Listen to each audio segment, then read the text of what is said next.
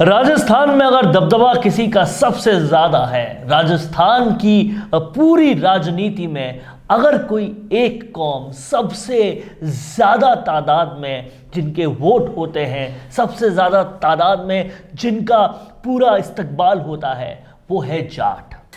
और जाट जाति ने आज तक जो नेता दिए हैं उनको अगर देखा जाए तो साफ गोही वाले होते हैं, उसी के साथ साथ निर्णय लेने की क्षमता वाले होते हैं, सियासत को हिला देने वाले होते हैं और कहीं ना कहीं अपने बेबाकपन से, अपने बेधड़क अंदाज से और अपने दबंग छवि से वो हमेशा जाने जाते हैं। फिर चाहे नाथूराम मिर्दा हो, चाहे हनुमान बेनीवाल हो, कोई भी जबरदस्त जाट नेता जो है उनको आप देखेंगे, परखेंगे, दिव्या मदेरणा हो तो देखेंगे कितनी बेबाकता से वो अपनी बात रखते हैं। अब इन सभी नेताओं के होने के बावजूद, राजस्थान में सबसे ज्यादा दबदबा होने के बावजूद आज तक कोई जाट मुख्यमंत्री नहीं बना। इस बात की कहीं ना कहीं टीस आज भी पूरी राजस्थान की धरती में है और इसी मुद्दे पर अब कहीं ना कहीं पूरा जाट समाज एक हो रहा है, एकत्रित हो रहा है और अपनी एकता 5 मार्च को जाट महाकुंभ के दृष्टि से जाट महाकुंभ में बताने और दिखाने और समझाने का काम जयपुर में करने वाले हैं। और इसके लिए तमाम सारे सोशल मीडिया से लेकर ऑन ग्राउंड एक्टिविटीज़ तक देखें तो पूरा जाट समुदाय एकता में नजर आ रहा है।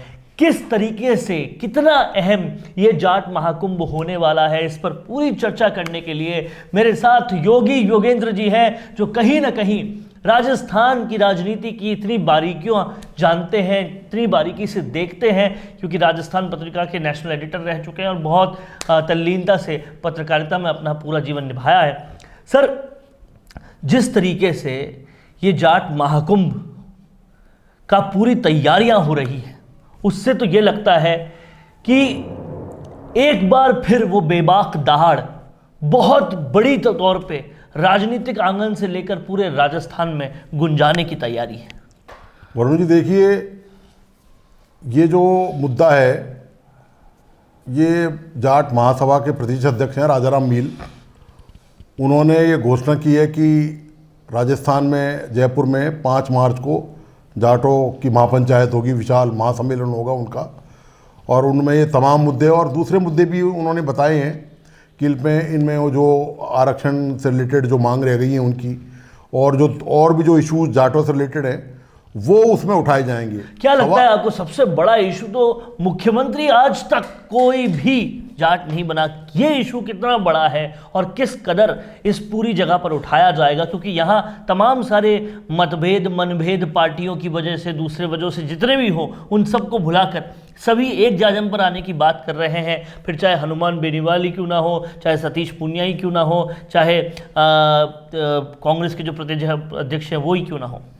देखिए, कहीं ना कहीं आपने जो सवाल किया है, जाटों में इस बात को लेकर अंदर से कहीं ना कहीं रोष है कि उनका जनाधार क्षेत्र पूरे राजस्थान में कॉन्स्टिट्यूंसी वाइज देख लें, यदि आप इलाका वाइज देख लें, संसदीय क्षेत्र के हिसाब से देख लें, तो उनका वोट बैंक शेयर जो है वो बहुत ज़बरदस्त है।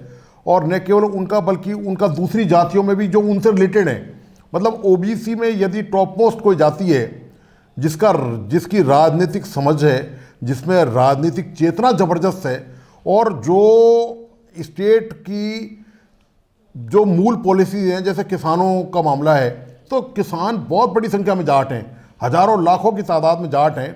और अब जाट धीरे धीरे एजुकेशन और दूसरे फील्डों में राष्ट्रीय अंतर्राष्ट्रीय स्तर पर भी जा रहे हैं। आप देखिए, राजस्थान की राजनीति में यदि जाटों का मामला शेयर करें तो देखिए, परशुराम मदेरणा हुए, रामनिवास मिर्दा हुए, महिपाल मदेरणा हुए, ये जितने भी बड़े जो जाट लीडर रहे हैं, इनका कद और ओरा ज़बरदस्त रहा है। लेकिन कहीं ना कहीं इस जाति के लोगों के साथ, मैं जातिवाद की बात के समर्थन में नहीं हूँ, लेकिन लगातार लंबे समय से यदि आप किसी की उपेक्षा करेंगे, इतना भारी नेतृत्व होने के बावजूद भी, इतना ज़बरदस्त पर्सनैलिटी होने के बावजूद भी, इतना वोट बैंक होने के बाद भी, क्योंकि दूध का धुला तो वरुण जी कोई नहीं है, ना कांग्रेस है ना भारतीय जनता पार्टी है।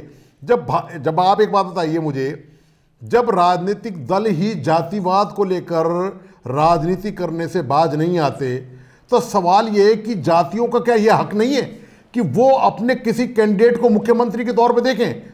स्वाभाविक तौर पर उनका भी हक है, मैं जातिवाद के समर्थन में बिल्कुल नहीं हूं। लेकिन जिस बेबाकता से वो अपनी बात रखते हैं, जिस दबंगी गई से वो अपने पूरी समर्थन अपनी बातों का रखते हैं, सवाल ये है कि आप बेनीवाल को ले लीजिए, सवाल जिस तरह से पार्लियामेंट में आप अनुशासनहीनता करके जाट विधायकों की बाड़ाबंदी कर सकते हो और आपके खिलाफ कोई कार्रवाई नहीं होती।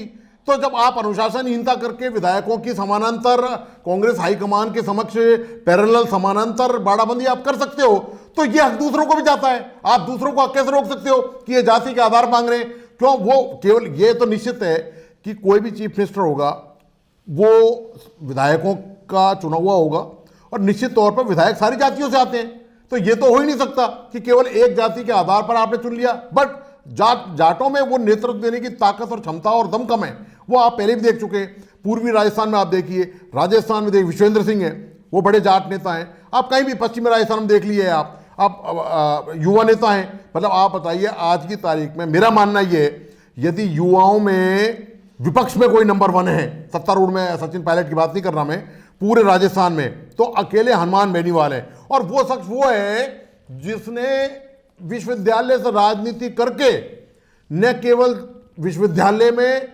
चुनाव जीता अध्यक्ष पद का, उसके बाद उन्होंने अपने बलबूते पर खुद की पार्टी खड़ी करी, खुद सांसद बने और विधायक बनाए। अपनी बात पे हमेशा टिके रहे। अगर वो वसुंधरा का विरोध करते रहे तो हमेशा अपनी बात पे टिके रहे। बीजेपी जैसी पार्टी में भी कभी विलय नहीं किया, वो बाहर से ही आए। और आप देखिए दमखम कि किसानों के मुद्दे पर बात जो करता है, किसानों की बात लोकसभा में देखिए ना, किसानों के लिए लोकसभा में देखिए उन्होंने किसानों के लिए एनडीए से समर्थन तोड़ दिया। ये बहुत बड़ी बात है। इस आज की शक्ति में, राजनीतिक शक्ति में प्रधानमंत्री मोदी की पार्टी से समर्थन तोड़ना नेशनल लेवल पर, और अपने स्टैंड को लेकर, अपने निर्णय को लेकर, अपनी बात को लेकर, अपने किसानों को लेकर, ये बहुत बड़ी बात है। और कहीं ना कहीं आप ये देखेंगे, चाहे हनुमान बेनीवाल हो, चाहे नाथूराम मिर्दा, ये क्वालिटी जो है बेबाकपन से बात रखकर, दबंगई से काम करने की, वो कहीं ना कहीं जाट नेताओं में मिलती है। और आज भी कांग्रेस को भी आप देख लें तो दिव्या मदेरणा से लेकर यहाँ कई सारे जाट नेता हैं, डूडी से लेकर लगातार बहुत सारे यहाँ पर जाट नेता हैं, गोविंद सिंह डोटासरा से लेकर विश्वेंद्र सिंह से लेकर बहुत सारे नेता हैं। आप देखिए वरुण जी, मैं आपका ध्यान एक तरफ ले जाना चाहता हूँ, एक पॉइंट की तरफ। राजस्थान में आपने इतने जाट नेताओं को नाम गिना दिए, लेकिन आज की तारीख में वर्तमान परिप्रेक्ष्य में अपन बात करें तो हनुमान बेनीवाल उभरते हुए स्टार हैं। हनुमान बेनीवाल की कोई सानी ही नहीं है। कारण देखिए, मैं आपको उदाहरण देकर बता रहा हूँ।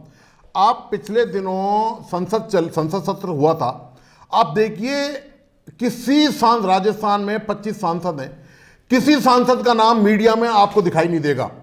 संसद में जितने भी बड़े मुद्दे उठाए हैं वो हनुमान बेनीवाल जैसे युवा नेता ने उठाए हैं। मतलब उस आदमी ने अपनी क्षमता की छाप न केवल राजस्थान के गलियारों में छोड़ी, राजनीतिक गलियारों में, बल्कि संसद पटल तक उन्होंने अपनी छाप अंकित की है। मतलब उस बंदे में और ना केवल मुद्दे उठाना, वो बिल्कुल भी किसी भी बात में कहीं पर भी कोताही नहीं बरतते। उन्होंने अगर वीर तेजा जी का नाम की गुंजायमान करनी थी तो वहां पर भी पार्लियामेंट में कर दी।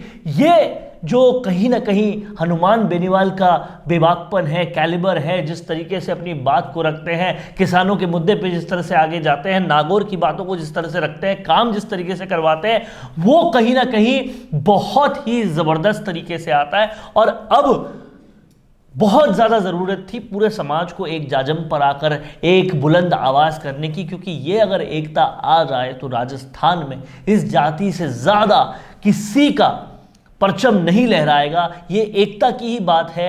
किसी न किसी वजह से जब बिखर जाता है कोई समाज तो फिर उस बिखराव से शक्ति जो है वो पूरी बिखर जाती है। लेकिन अगर वो एक जाजम पर आ जाए तो काफ़ी कुछ कर सकता है, और यहाँ यही होने जा रहा है 5 मार्च। वरुण जी देखिए, जो राजस्थान में कांग्रेस और बीजेपी है उसमें बड़ी संख्या में जाट सांसद और विधायक हैं, तो कहीं ना कहीं उनके दिल दिमाग में ये आती है कि इतने साल पूरी पीढ़ियां गुजर गई, मतलब मदेरणा परिवार की पूरी कई पीढ़ियां, तीसरी 3rd पीढ़ी है ये, दिव्या मदेरणा तीसरी पीढ़ी है, रामनिवास मिर्जा का परिवार हो, दूसरे परिवार हो और परिवार हो, उनकी जाटों की राजस्थान में राजनीति में कई पीढ़ियां गुजर गई और उनके हाथ क्या आया? हाथ क्या आया उनके? जब कोई मंत्री पद देने की बात आती है, जब मुख्यमंत्री बनाने की बात आती है, तो पार्टी आला कमान कुछ और निर्णय करती है। पार्टी आला कमान ये नहीं देखती कि एक इतने बड़े वर्ग की, जिनका लाखों करोड़ों मतदाताओं का सपोर्ट है पूरे स्टेट में, उनको उनकी आप उपेक्षा कर रहे हो। तो ऐसे में राजाराम मील का ये कहना कि जो 5 मार्च को सम्मेलन होगा उसमें जाट मुख्यमंत्री को लेकर भी कवायद की जाएगी, इसमें जो सबसे बड़ी बाधा है, जो जाटों के सामने बाधा है, वो मैं बताना चाहता हूं आपको और दर्शकों को भी बताना चाहता हूं। इनके साथ दिक्कत ये शुरू से ही मैं देखता आ रहा हूं, लगातार जब से मैं रिपोर्टिंग में आया था उसके बाद से लेके मैं लगातार इनको ये वॉच करता आ रहा हूं। इनकी दिक्कत ये है कि ये किसी भी एक नाम पर सहमत नहीं होते। बड़ी राजनीतिक पार्टी का टिकट चाहते हैं और उस टिकट से जीतकर नेता बनने का भी इच्छा रखते हैं, लेकिन प्रचार के लिए अभी भी वार त्योहार के पोस्टर बनाने का पुराना तरीका ही अपना रहे हैं। राजनीतिक प्रचार के लिए पोस्टर हुआ पुराना, वीडियो इंटरव्यू का है जमाना। राम मीडिया वर्क्स आपकी राजनीतिक प्रोफाइल को पावरफुल बनाने के लिए लाए हैं स्पेशल डिजिटल पैकेज, जहां प्रदेश के लाखों सब्सक्राइबर्स वाले डिजिटल चैनल के रिपोर्टर, कैमरामैन लेंगे आपका इंटरव्यू। और वो उन चैनल्स पर प्रसारित होगा जिन्हें पहले से लाखों लोग सब्सक्राइब किए हुए हैं और जिनके करोड़ों में व्यूज है। तो छोड़िए पुराने तरीके, अपने इंटरव्यू, कैंपेन्स और इवेंट को कीजिए जमे जमाए चैनल्स के जरिए वायरल। ज्यादा जानकारी के लिए नीचे दिए हुए लिंक पर क्लिक कीजिए। होना यह चाहिए, मेरा हम्बल सबमिशन है कि आज की तारीख में सबसे तेजी से उभरता हुआ जो नेता है, जो युवाओं को नेतृत्व दे सकता है, जिसकी समझ और जिसकी जो समझ की गहराई है वो बहुत व्यापक है, वो हनुमान बेनीवाल है, वो सांसद है। तो होना यह चाहिए कि इनको हनुमान बेनीवाल को लेकर कोई विचार करना चाहिए और पैमाना यहाँ पर लोकप्रियता भी होना चाहिए, जो कि हनुमान बेनीवाल की बहुत जबरदस्त। आप सोशल मीडिया पे देखिए, सोशल मीडिया से आप उनके फॉलोअर्स देखिए, ऑन ग्राउंड जो लोकप्रियता है, दोनों ही हनुमान बेनीवाल की बहुत जबरदस्त है। और ये समझना चाहिए कहीं ना कहीं सभी लोगों को कि आज की युग की राजनीति में लोकप्रियता का एक बहुत अहम वरुण जी, लोकप्रियता के अलावा नेतृत्व देने की क्षमता होनी चाहिए, आपकी समझ होनी चाहिए। लोकप्रियता होगी ही नहीं अगर लोकप्रियता तो किसी स्टार की हो सकती है, लेकिन समझ भी है।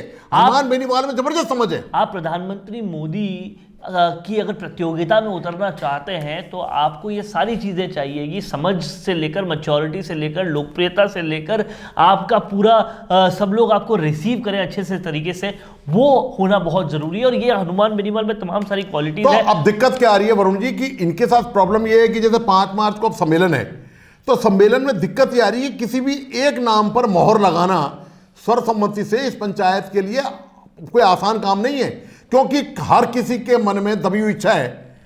जो छोटा मोटा भी नेता है ना, चाहे वो जाटों का हो या दूसरा हो, वो हर आदमी ये ख्वाब देखता ही है कि यार मैंने भी मैं इससे कैसे कमूं।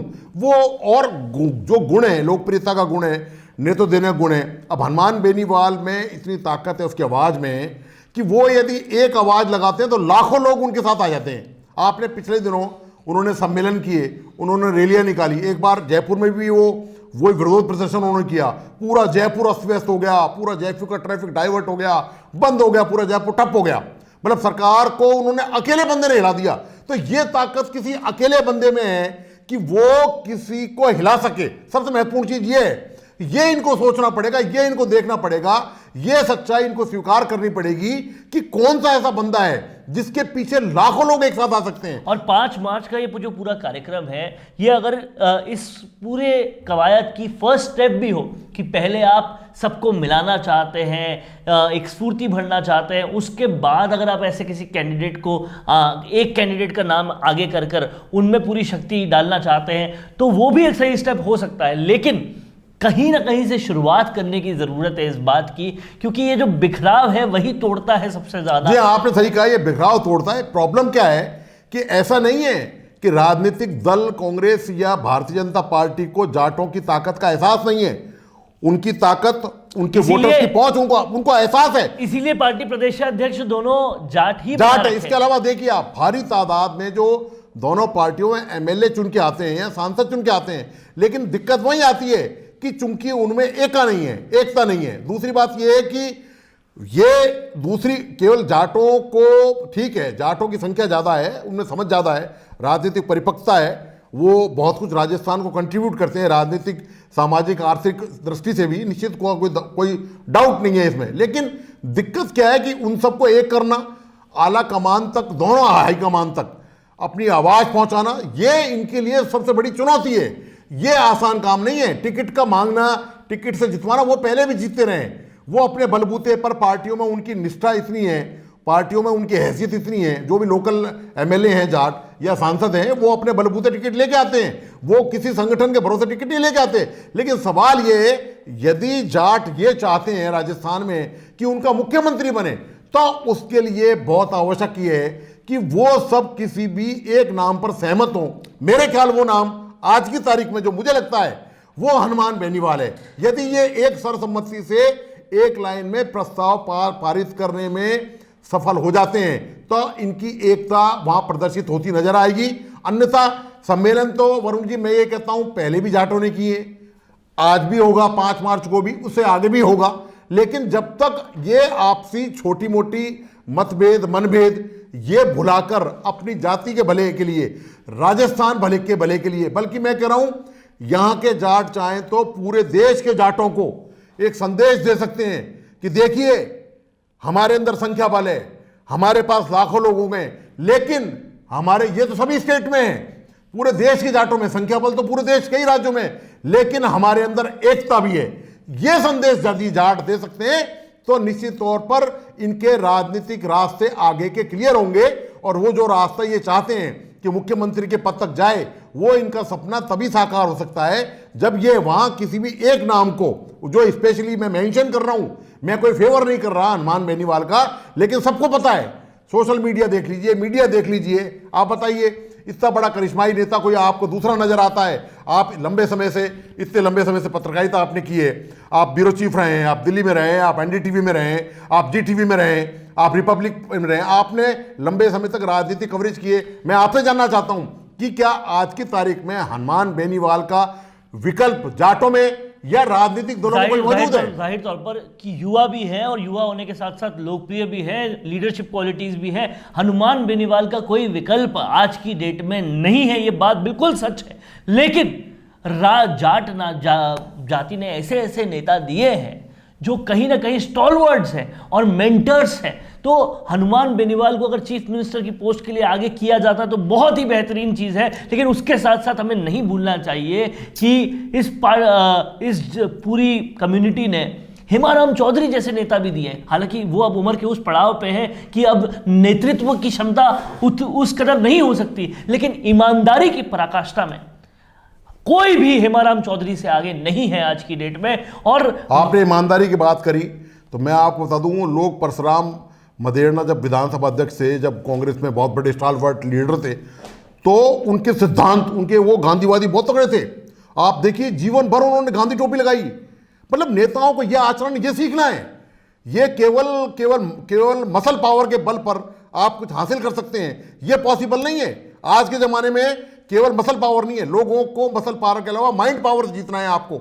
मसल प्लस माइंड, ये यदि समझ में आ जाए तो मैं ये कह रहा हूं कि कोई रोक नहीं सकता। इसका परशुराम मदेरणा का मैं उदाहरण इसलिए दे रहा हूं, मैंने खुद ने विधानसभा में देखा है उनको।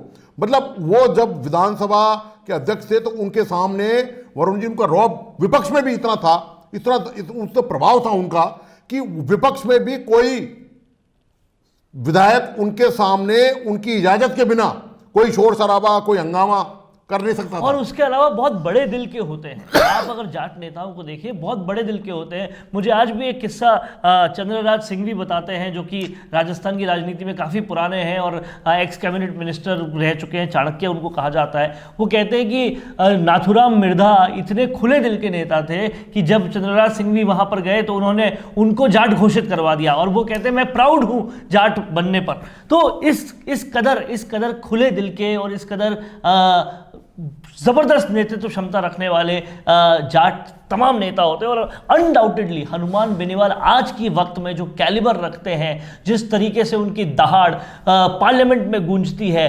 राजस्थान का नागौर क्षेत्र कहीं ना कहीं गर्व से उनका सिर ऊंचा हो जाता है जब पूरे के पूरे पार्लियामेंट में इतने सांसद होने के बावजूद सिर्फ और सिर्फ हनुमान बेनीवाल की आवाज़ ही पूरी चरम पर दिखाई देती है। किसानों का मुद्दा हो, चाहे नागौर के मुद्दे हो, चाहे पेपर लीक मुद्दा हो, कुछ भी हो, जिस तरीके से हनुमान बेनीवाल अपनी बात को रखते हैं, लगता है कोई रीढ़ की हड्डी वाला नेता उस बात को रख रहा है और बिल्कुल अपने स्टैंड पे कायम रहते हैं। किसानों के लिए बात करते हैं तो किसानों के लिए वो मोदी जी और एनडीए का समर्थन भी छोड़ सकते हैं, क्योंकि कहीं ना कहीं हनुमान बेनीवाल आज एक ऐसा उभरता हुआ सितारा है जो तीसरे विकल्प की बात जो आज से पहले की भी नहीं जा सकती थी, उसको सच्चाई में ले जाने की तरफ बहुत तेजी से आगे बढ़ रहे हैं और आगे बढ़ते रहेंगे। बोतल का वो निशान जिस तरीके से बढ़ा था और जिस तरीके से आरएलपी की शुरुआत हुई थी, जयपुर का वो ग्राउंड, वो नज़ारे आज भी नहीं भूले जाते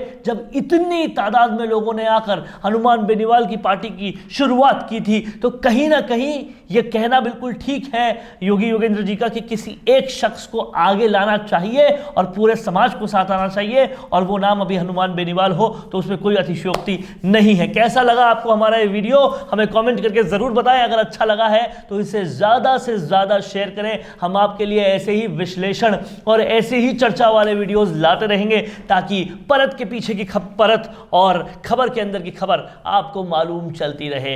तो आप सब लोगों का हमारे साथ जुड़ने के लिए बहुत बहुत शुक्रिया। नमस्कार। कैसा हो अगर आपकी वीडियोस की सारी नीड्स का आपको एक ही जगह सॉल्यूशन मिल जाए तो, और वो भी हाई क्वालिटी, फास्ट और अफोर्डेबल अंदाज में। और जरा सोचिए कैसा हो अगर उसी सॉल्यूशन में आपको मिल जाए प्रोफेशनल एक्टर्स, पूरा वीडियो प्रोडक्शन हाउस और हाईली प्रोफेशनल वीडियो एक्सपर्ट्स, और वो भी बहुत ही कॉस्ट इफेक्टिव तरीके से। और कैसा हो कि ये सब भी आपको डिजिटली डिलीवर हो जाए सिर्फ कुछ क्लिक्स में, जिससे आपका पैसा और वक्त दोनों बच जाएगा। तो अब ये सब कुछ हो सकता है मिशी मीडिया सॉल्यूशंस के साथ। वेलकम टू मिशी media solutions, your one stop solution for fast and affordable videos for business promotion. तो आज ही कॉल करें स्क्रीन पर दिए गए नंबर्स पर या फिर लॉग इन कीजिए हमारी वेबसाइट पर।